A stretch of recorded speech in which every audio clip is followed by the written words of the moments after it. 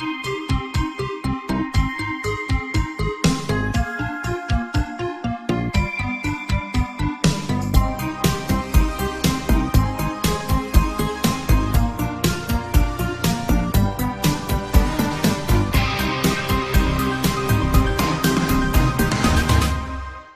white ones. The white one was definitely following us. A few weeks ago my work and family life decided to take paths where they would meet each other at the corner of 5th and Strange. For the past year, to make ends meet, I have been moonlighting as a janitor at the local jail. Just opening, locking cells, and cleaning up the drunk tank. During work one night a few homeless drunks made their way under my watch.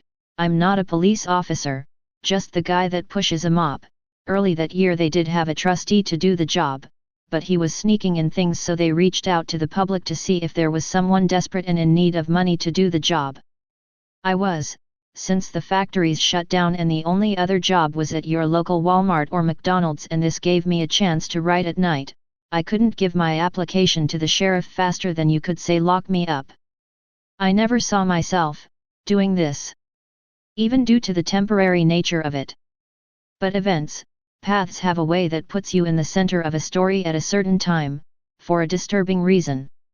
Life has a way of showing you that everything is connected, that is if you watch the show. The homeless men kept on ranting about the white one, as I brought each their supper. When I asked what the white ones were, one spoke up to the other, "Don't tell him he is a pig." "No, I'm not," I quickly responded, "I just clean messes and feed the drunks." The one that yelled at his friend, spit in the floor and said, "Clean up to that, you gimp."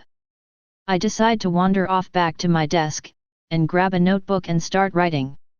One of the homeless men screamed, "He's down the hall, the white one." I spoke up and said, "Well, I am going to let whoever that is, you seem worried about it here if you don't speak your piece about them." As I did, I checked the hallway. The place was always dead at night, save but a few officers that come and go. I guess in a way, I was just the night watchman of drunks. I didn't see anything down the hall. There was a sack of linings in those sick-looking red bags. On the top, a rolled-up towel laid. "So, spill your guts," I demanded, the homeless man now crying. "I don't know what it is, but it took my friend. Ripped his face right off. Damn thing looked like a towel, but animated. You know, like the puppets made of socks or something." The other one that had spit in the floor, "He's right, I was there, can't really tell you what it was, it just showed up one night, picking off people one by one. No one misses us, we are just the outcasts of a dirty world." "I know how it sounds, mister, but this thing will follow you. Hell, I have been told it will even befriend you before it picks you off. I guess it likes to play with its food. You gotta smoke, mister." "No, I don't smoke," I said. I was lying, I did, but they had changed the rules, more so worrying that the drunks would set the mattress on fire. They passed out, and it was about time for me to head home. Between the hours of 5 and 6 a.m., no one but the office people is there. I leave at 5. On the way home, I had a feeling I just couldn't shake. Like there was something with me, watching me, following me. I didn't really get it at first, but it was a hard thing to shake. Pulling into the driveway. The wife had the porch light on, standing beside the door as she has done many times before. Between that feeling and the lack of sleep, I quickly found my way to the couch and fast asleep. My son is homeschool. We decided this was best due to the school shootings and because he was different from most kids. About midway, though, the day he ran in and started shaking me, yelling, "Daddy, Daddy, I made a new friend." "That's nice," I whispered as I rolled back over to sleep. I was glad he made a friend. The local kids could be cruel creatures, and they had once tied him to a tree and called him names. I don't see why kids can be so mean. Maybe it's their parents. He's not much different from them, just lives in his own little world. As it turns out, my son's new friend was the type that lives in the woods and hates other people. The doctors had implied that at some point he would create imagery friends, and it was best to let him do so. As the hours passed, my son played with his new friend and I once again readied myself for work. I received a phone call from the man who hired me. After you left this morning we had an issue, with the two in the tank. We have decided to shut down the city tank and just send everyone to the county. You have been a good worker, and will be paid for the rest of the month. Somewhat bummed, I asked what was the issue. Sometime, between 6 and 7 this morning, each of the bums found something to cut the others' faces off, taking the skin and shoving it down each of their throats. Must be a new drug or something, I can't say I have ever seen anything like it. I felt a ball in my own throat and said, if you remove the skin from the face, that would kill you, wouldn't? Who put the skin down the throats? I should note, that they were rambling on about the white one. I just thought it was some crazy drunk talk or one of them was coming down or something.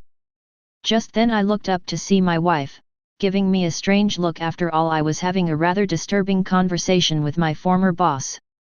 She was giving me that, worried what the hell look. Maybe in the back of her mind she was worried somehow that this might come back on me. I was a magical bad luck strange attractant. For many years, I wished I were born with a shovel to dig myself out of the holes I constantly fall into. My former boss went on, old Doc Williams, said if you didn't die from the shock of the pain, from getting your face cut off like a fish, then you could, in fact, be awake to do other things. He figures one or both of them must have hidden angel dust up their bottoms, and when no one was watching they decided to fly high. If you're wondering, if I think you had something to do with this, don't worry, according to the video they were still sleeping when you left. Strangely, this happened when the office switched the tapes. You know anything about this thing they were talking about? I asked, the white ones. The homeless crowd comes up with all types of stories. I'm sure I have heard it before, but drunk tales just make their way into the junk files. Not long ago, one claimed to have seen a Bigfoot and another an imp that would take his bottles. Hell, he even came in, when he was sober, to file a report. Drugs and that rubbing alcohol can make you do, say, and even see some odd things.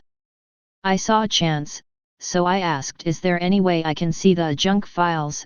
I'm a writer like I told you when you hired me, and it might give me a few ideas. I don't see any reason you can't.